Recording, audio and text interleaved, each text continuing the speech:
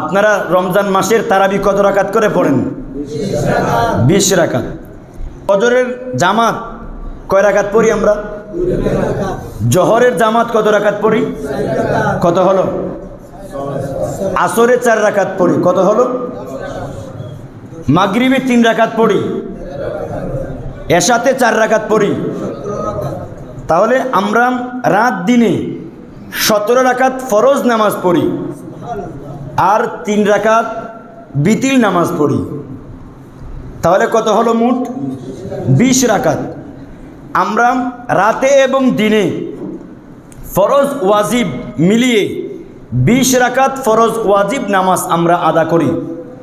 বান্দা আমার উম্মতে আমার নবীর মাধ্যমে আল্লাহর পক্ষ থেকে আমাদের উপর তারাবির নামাজ 20 রাকাত এই জন্য দিয়েছেন যাতে করে আমার কোনো বান্দা যদি ফরজ ওয়াজিব নামাজের মধ্যে কোনো একটা ভুল করে ফেলে, ফরজ ওয়াজিবের মধ্যে যদি কোনো একটা অপূর্ণ থেকে যায়, তাহলে তোমরা রমজানে 20 রাকাত তারাবির নামাজ পড়বে।